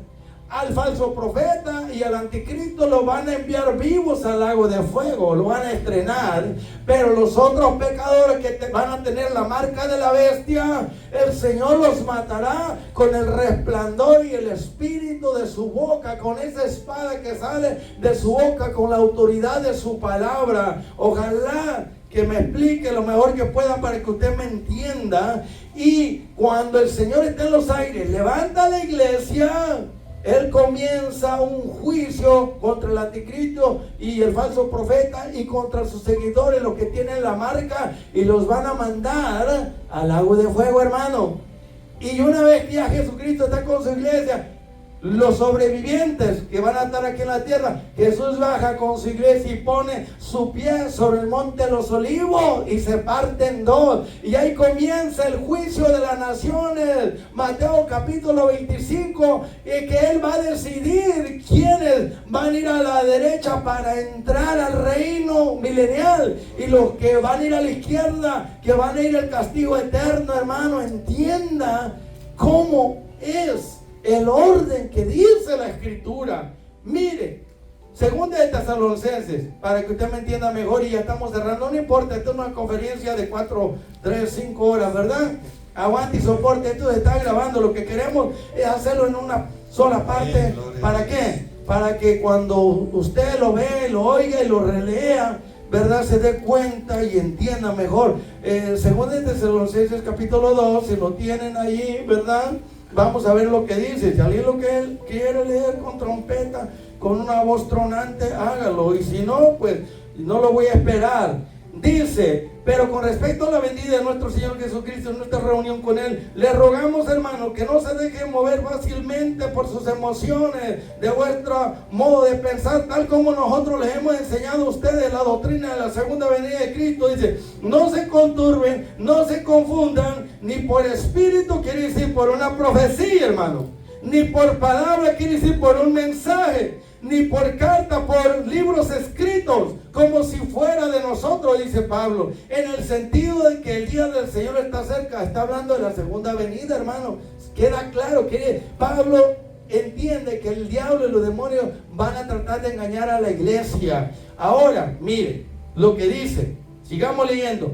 Nadie de los oyentes y videntes en esta mañana, ¿verdad?, no dejen que nadie los engañe ni se engañen a sí mismos. ¿Respecto a qué? Miren lo que dice aquí. Nadie se engañe en ninguna manera, ni por profecía, ni por espíritu, ni por mensaje, ni por libros escritos de falsas doctrinas. Dice, miren lo que dice aquí: porque el Señor no vendrá sin que antes, escuche, sin que antes venga la apostasía. El Señor no vendrá sin que antes se manifieste el hombre de pecado, hijo de perdición. ¿Quién es él, hermano? Quiere decir que Él no va a venir antes, va a venir después. Y la doctrina del rapto dice que el Señor va a venir antes que venga la gran tribulación, antes que se manifieste el hijo de pecado, hijo de perdición, antes del anticristo. Y Pablo, ¿qué dice? Ellos lo dicen así, pero ¿qué dice Pablo? No se dejen engañar por nadie, ni se engañen ustedes mismos, porque el Señor no vendrá sin que antes venga primero la apostasía. Es lo que estamos mirando a nivel global, la apostasía, ¿no? Y luego, después de la apostasía, se prepara la plataforma, el escenario, para que se manifieste el anticristo, hijo de pecado, hijo de perdición, porque Él va a tener los 3 controles. Control número 1, político. Control número 2, económico. Control número 3, religioso, porque Él se va a hacer pasar por Dios para que lo adoren. Y quien no lo haga, lo van a decapitar. ¿Y qué dice Apocalipsis capítulo 7? Juan le pregunta, no, el anciano le pregunta a Juan, esta gran multitud, ¿de dónde viene y quiénes son? ¿Y qué le dice Juan? Yo no lo sé, pero el anciano dice, estos son los que han salido de la gran tribulación. Esta gran multitud, esto quiere decir que la iglesia va a pasar por la gran tribulación, hermano. Sino a quienes va a perseguir. ¿Qué sentido tendría si la iglesia no va a estar aquí? ¿Para qué se va a manifestar esa fiera, ese diablo? ¿A quienes va a perseguir si todos van a estar marcados? Y los que no están marcados ya están en el cielo. No se pone usted a pensar. Ahí dice en Apocalipsis capítulo 7. Si no lo cree, pues vamos a verlo, hermano. A las pruebas me remito, pues aquí lo dice. Y luego añade que vienen de todas las naciones, porque la iglesia está esparcida por todo el mundo. Dice, verso 9, después de esto miré y aquí una gran multitud, 7-9, la cual nadie podía contar, pero dice de todas las naciones, para que no venga con el cuento, es que ellos son los 144,000, son los israelitas. No, hermano, lea bien, dice de todas las naciones. I'm sorry, con excuse me si estoy hablando muy fuerte. Me excito, me emociono, ¿verdad? Puede sonreírse o salte o brinque. Dice, después de esto miré y aquí una gran multitud, la cual nadie podía contar, de todas las naciones. Y luego añade, y tribus, y pueblos, y lenguas que estaban delante del trono en la presencia del Cordero, vestidos de ropas blancas, lavados con la sangre de Cristo. Habla de cristianos, hermano, y con palmas en las manos, símbolo de triunfo y de victoria, y clamaban a gran voz diciendo, salvación pertenece a nuestro Dios que está sentado en el trono y al Cordero. Pero mire lo que dice más abajo, verso 3, entonces uno de los ancianos, dice Juan, me preguntó a mí, Juanito, estos que están vestidos de ropas blancas, ¿quiénes son? ¿De dónde han venido? Me gustaría saber quiénes son y de dónde han venido. ¿Y qué le responde el anciano? Yo le dije, Señor, tú lo sabes, yo no lo sé, pero quiero saberlo. Y él me dijo, estos son los que han salido de la gran tribulación y han lavado sus ropas y las han emblanquecido con la sangre del Cordero. ¿Está hablando de cristianos o no, hermano? Lavados con la sangre del Cordero, esta multitud de todas las naciones. Estos pasaron por la gran tribulación, salieron de ahí. ¡Wow! ¡Qué tremendo, hermano! ¿Qué más quiere? Es la palabra. La que está hablando no soy yo. No se preocupe, hermana, tenemos una hora más. Queremos hacerlo del todo. Gloria a Dios. Que quede completo, ¿verdad, que hermano Enrique? Todo o nada. Mírelo ahí, hermano, de todas las naciones, lavado con la sangre de Cristo. Está hablando de cristianos que van a pasar por la gran tribulación. El anticristo los va a perseguir y va a tratar de marcarlos, pero los cristianos no nos dejamos marcar. ¿Por qué? Porque ya estamos marcados y sellados con el Espíritu Santo, hermano. Pero que vamos a pasar, pues aquí lo dice, hermano, lavados con la sangre de Cristo, hermano. Entonces, el Señor no viene sin que antes venga la apostasía. No viene sin que antes se manifieste el hijo de pecado y de perdición, que es el anticristo, y se manifieste el falso profeta. Él viene después. Al final de la tribulación, de aquellos días, de la gran tribulación, aparecerá en el cielo la señal del Hijo del Hombre. O sea, la Biblia habla por sí mismo. Ahora, si no se interpreta correctamente y si no se cree como está ahí, pues entonces se pierde la persona. Porque el problema es, porque has guardado la palabra de mi paciencia. Hermano, los dispensacionalistas enseñan que las 7 iglesias son históricas. Eso es verdad.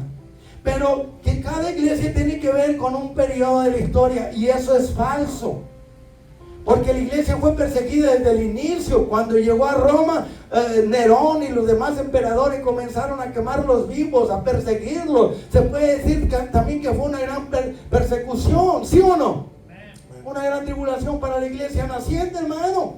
Pero porque has guardado la palabra de mi paciencia, yo también te guardaré de la hora de prueba que va a venir al mundo para probar a todos los habitantes. Escuche, probar a los habitantes de la tierra, no dice cristiano, pero dice yo te voy a guardar. O sea, los que son míos.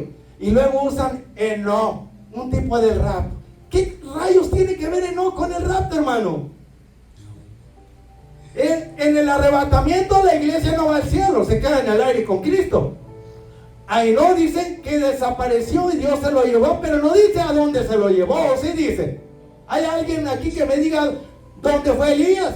¿Dónde fue Enoc? No lo dice. Oh, es que el diluvio, Dios guardó a Noé, y es un tipo de rapto. La pregunta es, ¿y a dónde se llevaron a Noé y a su familia? ¿Se lo llevaron al cielo? ¿Es un tipo de rapto? No cuadra, hermano. Noé siguió aquí en la tierra, ¿sí o no? Pues vemos a los israelitas, ¿verdad? Que salieron de Egipto. Dios los libró de Faraón, un tipo del anticristo. Pero ¿qué pasó con ellos? ¿Cayeron los juicios sobre los israelitas? No. ¿Y dónde estaban? Ahí mismo, en Egipto. Dios los guardó, Dios los protegió. Quiere decir que los juicios no son para el pueblo, son para los pecadores. Pero eso no quiere decir que Dios va a sacar a su pueblo de la tierra. Lo sacó de Egipto, del reino pecador. Pero ellos siguieron aquí en la tierra, ¿sí o no? ¿O se fueron a otro lado? Los guardó, los protegió, porque ha guardado la palabra de mi paciencia. Mire, esa es la iglesia de Filadelfia, porque ha sido fiel. Pero ¿quién va a ubicar a una iglesia en esta fecha, en otra? ¿Dónde dice la Biblia que podemos hacer eso, hermano? No lo dice. A puro gusto quieren tomar ese versículo aislado. Yo lo creí por mucho tiempo, pero no cuadra. ¿Cómo puedo decir yo que la iglesia de Filadelfia tiene que ver con los cristianos en la gran tribulación, o que se van a ir en el rapto y que Dios los va a guardar? Guardar y proteger no significa que te van a sacar de ahí. Sencillamente que no van a caer juicios sobre ti, porque Dios hace la diferencia, hermano. Ahora, ¿cuánto va a durar la gran tribulación? No son 7 años. La Biblia no dice específicamente cuántos años, solamente habla de 1260 días, de tiempo y tiempos y medio tiempo, de 42 meses, de 3 años y medio, y posiblemente yo paso a creer que eso pueda ser la gran tribulación, unos 3 años y medio, porque es la única cifra que se encuentra en Apocalipsis, ¿verdad? Pero no habla de 7 años en ningún lugar. Hermano, es increíble tanta mentira que se desprende allí. La pregunta, y con esto vamos a cerrar ya: ¿cuáles van a ser las consecuencias? ¿O cuáles podrían ser las consecuencias, hermano? Ya Arturo dijo un poco, pero usted añade, de aquellos que como yo creía en el rapto. ¿Cuáles serán las consecuencias? Yo no estoy diciendo que usted va a perder la salvación por eso, pero sí va a haber consecuencias. Dígame algunas de ellas, hermano.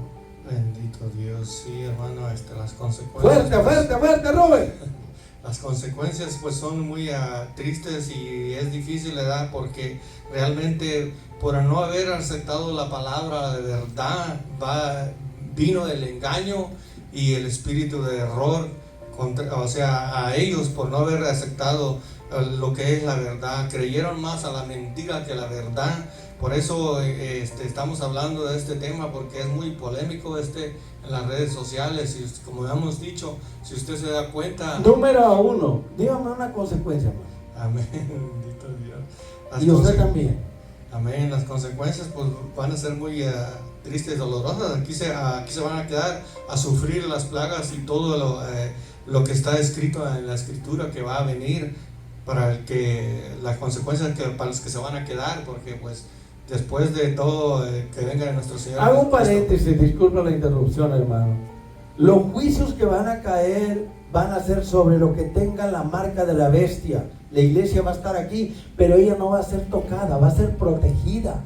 Tanto el pueblo de Israel, dice, la mujer y el resto de la descendencia de ella, Dios los va a proteger. Entiéndase claro, hermano, como en Egipto el pueblo de Israel, dice que había oscuridad en Egipto, ¿verdad? Donde estaban los egipcios, pero había luz en Gosén. Entiéndase así, hermano. ¿Cuáles van a ser las consecuencias? Cuando alguien te miente y te engaña, ¿cómo te sientes, hermano?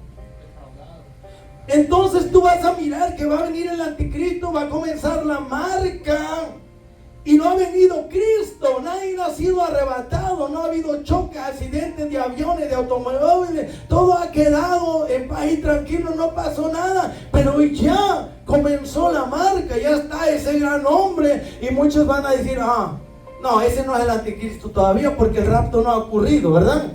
Mire cómo van a ser engañados y se van a dejar marcar. Como el diablo es tan astuto. Otros pueden decir, ay, Dios mío, pero no me dijeron que iba a suceder el rapto primero y luego iba a venir el anticristo. Ya está el anticristo, ya están poniendo la marca y el rapto no ha ocurrido. ¿Cómo se va a sentir esa gente, hermano? Chasqueado, confundido, desanimado, desilusionado. ¿Y qué podrían hacer? Ya no creo nada en estas mentiras, son unos mentirosos, yo mejor me quedo sin creer en nada. Diga algo, hermano. Sí, así es, hermanos, es engaño, ¿verdad? Y el enemigo, eso es lo que siempre trata de ponernos a nosotros, que estemos confundidos, que no sepamos la verdad. Él es al único que le conviene que nosotros no estemos arriesgados en la verdad. Es algo muy peligroso esos tiempos. Sí se escucha muy espantoso cuando uno lee la palabra del Señor, pero ese juicio que viene no va a ser para el pueblo del Señor. Si uno tiene la confianza en el Señor, que Él es justo, fiel y verdadero, esas cosas sí no nos van a afectar a nosotros, aunque estemos aquí. Tenemos que tener la confianza que nuestro Dios nos va a cuidar y proteger. Pero esa marca de la bestia, sabemos que eso es simplemente no. ¿Y cómo vamos a estar más bien ubicados? Conociendo la verdad y la palabra del Señor. Pero es que ya están implantando la marca y el rapto no ha sucedido. Entonces puede ser que esa no sea la marca de la bestia.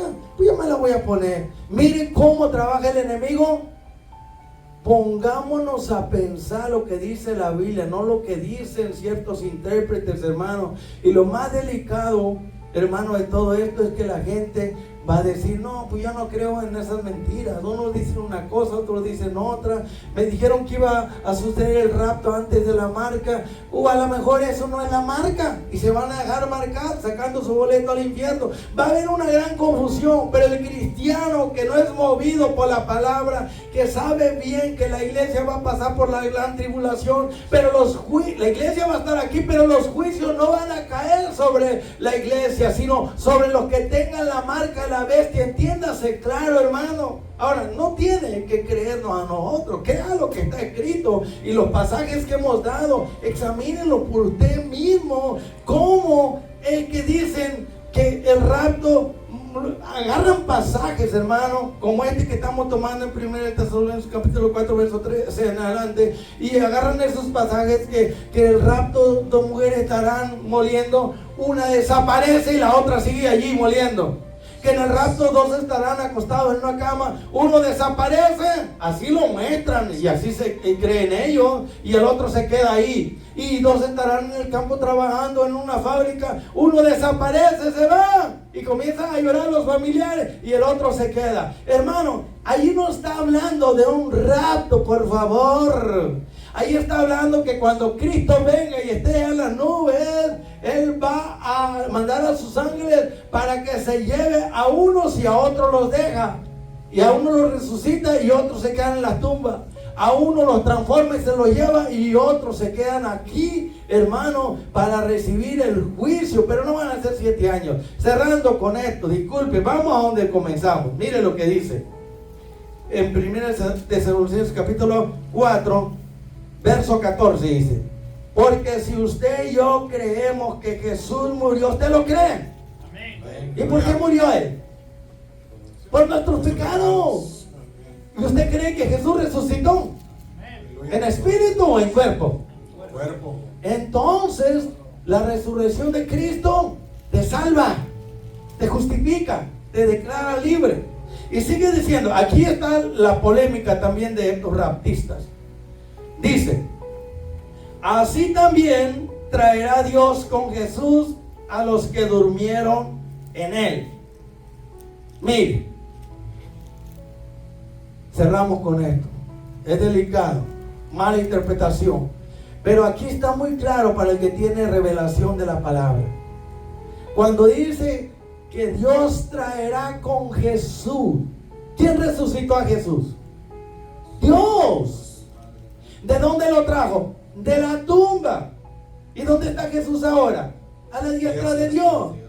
Pero dice que Dios va a traer con Jesús a los que están muertos, los va a sacar de la tumba.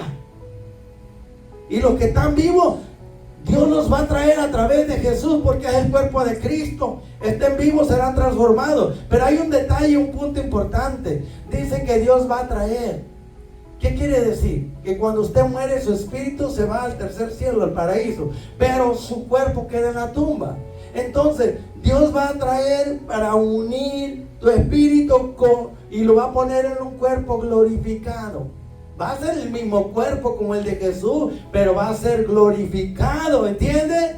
El espíritu que viene de arriba lo trae y lo une con el cuerpo y va a ser un cuerpo glorificado. ¿No es así? Cuando Jesús murió, su cuerpo fue puesto en la tumba, pero su espíritu, ¿a dónde fue? Fue a algún lugar. Y después regresa el espíritu, se mete en su cuerpo, lo glorifica, resucita visiblemente. ¿Entendió? ¿Capiza allí? Cuando Cristo venga, ¿vamos a ir al cielo? No. ¿Qué dice allí? Se queda en los aires. De allá manda a sus ángeles para levantar a los resucitados y transformados, para llevárselos con el Señor, y así nos vamos a reunir con Él en el aire. Tenga en cuenta que el Señor desde allí comenzará el juicio del anticristo y del falso profeta para mandarlo al lago de fuego. Desde allí va a comenzar a los que tienen la marca de la bestia, los que no murieron con los juicios, los va a mandar al destino que le corresponde. Y luego el Señor ya con la iglesia va a bajar a la tierra de Jerusalén, en el monte de los olivos, va a venir a establecer su reino. Pero antes del reino comienza el juicio de las naciones, para ver quién es digno de entrar al milenio y quién no. Los que están a la derecha entran, los que están a la izquierda van al castigo eterno, hermano. Cierro con esto. Diga algo en conclusión, hermano. Y luego usted en conclusión. ¿Cuál de los dos? Pues sí, esperamos que este mensaje haya sido de edificación, que les haya puesto a pensar. Pues sí, que puedan ustedes también por sí mismos estudiar también a más profundidad en su tiempo que tengan ustedes disponible, para poder que escuchen también, el mensaje, que lo escuchen y también compartan este mensaje con mucha gente allá, para que esta luz sea esparcida alrededor del mundo. Amén, hermano. Pues ha sido de suma importancia para cada uno de nosotros, y aprendamos cada día más. Hay que preparar, no perder el enfoque de nuestro Señor Jesucristo y indagar en la Escritura, no dejarnos engañar, como dice la Escritura, ¿verdad? Hay que estar siempre alerta, velando y orando siempre. Que el Señor les bendiga, y no es para enojarse o contender o quedar, o no somos dogmáticos. O sea, hay que entender que la palabra es bien clara. Depende de nosotros que entendamos o no. Si no entiende, pida al Espíritu de Dios que le dé sabiduría y entendimiento, y Él le va a abrir la mente y el corazón todo para poder entender. Amén. Pónganse de pie, amados hermanos, y les sugerimos a todos aquellos que nos estuvieron mirando por Facebook y los que nos van a ver por YouTube, que por favor no se apresure a juzgar nuestra posición, ya que hay 3 posiciones acerca de la segunda venida de Cristo, que hay solamente 2 venidas. una que vino para morir, la otra que viene por su pueblo. Ya explicamos, les sugerimos que por favor lo escuchen y lo reescuchen y lean las citas que hemos dado y las medite para que usted por sí mismo se dé cuenta. No se trata que usted va a creer lo que le decimos solamente por gusto, sino que usted mismo escudriñe la Escritura, estudie los pasajes que hemos citado y por sí mismo dése cuenta en la palabra, que la palabra de Dios no se contradice, así mismo se explica. Cuando usted vaya a interpretar un pasaje de la Biblia, asegúrese que no va a contradecir otro pasaje, por favor. Lo hacemos por su bien. No queremos que quede chasqueado, confundido, desanimado y que pues no suceda lo que usted está esperando. Que por favor no se deje engañar vendiendo sus cosas y lo que tiene desesperado, porque ya el rapto puede suceder en cualquier momento. Eso es falso. La palabra rapto no está en la Biblia y también no existe ese llamado rapto. Es una doctrina falsa. Pero sobre todo, por favor, piense de que tal cosa no va a ocurrir, y cuando no ocurra usted va a estar esperando y posiblemente sea disolucionado, sea engañado y se desanime y posiblemente se pudiera apartar del Señor porque usted le enseñaron una cosa pero no era como se lo enseñaron. Cuando alguien le miente y le engañe, todos nos sentimos mal, ¿sí o no? Por favor, no deje que nadie lo engañe, ni por espíritu, profecía, mensaje, ni por libros, ni por ningún medio. Levante su mano ahí, vamos a orar por los que van a, ¿verdad?, a ver estos videos. Ya le pueden cerrar, hermano.